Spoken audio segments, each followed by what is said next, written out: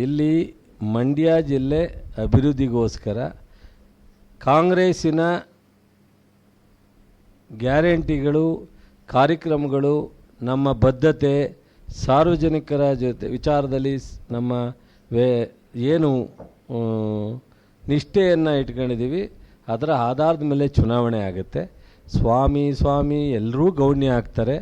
ನಾವು ಕಳೆದ 10 ತಿಂಗಳು ಮಾಡಿರ್ತಕ್ಕಂಥ ಕಾರ್ಯಕ್ರಮಗಳು, ಅಭಿವೃದ್ಧಿಗೆ ಪ್ರಾರಂಭ ಆಗಿರ್ತಕ್ಕಂಥ ಅನೇಕ ಯೋಜನೆಗಳು, ನಾವು ಕೊಟ್ಟಿರ್ತಕ್ಕಂಥ ಗ್ಯಾರಂಟಿ ಅನುಷ್ಠಾನ ಇವೆಲ್ಲವೂ ಮುಖ್ಯ ಆಗ್ತವೆ. ಯಾವುದೋ ಇಬ್ಬರ ವೈಯಕ್ತಿಕ ಪ್ರತಿಷ್ಠೆಗಿಂತ ಹೆಚ್ಚಾಗಿ ಭಾಳ ಮುಖ್ಯವಾಗಿ ಪ್ರತಿ ಮನೆಗೆ 4-5 ಸಾವಿರ ತಲುಪ್ತಾ ಇದೆಯಲ್ಲ, ಅದು ಸಹ ಭಾಳ ಮುಖ್ಯ ಆಗುತ್ತೆ.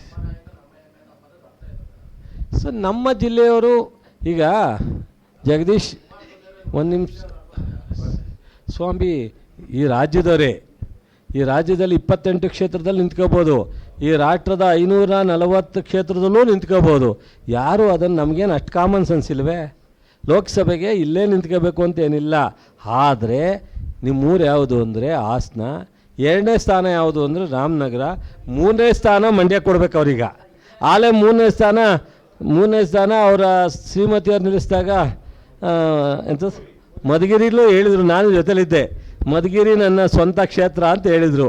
ಚಿಕ್ಕಬಳ್ಳಾಪುರಕ್ಕೆ ಹೋದಾಗ ನಾನು ಅಳಿಮಯ ಕೋಲಾರದ, ನಾನು ಇಲ್ಲಿ ನನ್ನ ಕರ್ಮಭೂಮಿಯನ್ನು ಮುಂದುವರಿಸ್ತೀನಿ ಅಂತಲೂ ಹೇಳಿದರು. ಅದಾದಮೇಲೆ ಇನ್ನೊಂದು ಸತ್ಯ ಗೊತ್ತಾ ನಿಮಗೆ? ಹುಬ್ಳಿಲಿ ಮನೆ ಮಾಡಿದ್ರು ಗೊತ್ತಾ ನಿಮಗೆ? ಅಲ್ಲ, ಒಂದು ನಿಮಿಷ ಕೇಳಗಳು. ಹುಬ್ಳಿ ಮನೆ ಎಷ್ಟು ವರ್ಷ ನಡೀತು ಅಂತ ಗೊತ್ತಾ? ಹುಬ್ಳಿ ಮನೆ ಎಷ್ಟು ವರ್ಷ ನಡೀತು ಅಂತ ಗೊತ್ತಾ ಅಂದೆ. ಗೊತ್ತಿಲ್ಲ, ಕೇಳಬೇಕು. ನನ್ನೇ ಕೇಳ್ಬಿಟ್ರೆ ಎಲ್ಲ ನೀವೇ. ಅಲ್ಲ ಗುರು, ಎಲ್ಲ ನನ್ನೇ ಕೇಳ್ಬಿಟ್ರೆ ಹೆಂಗೆ ಗುರು? ಹುಬ್ಳಿನ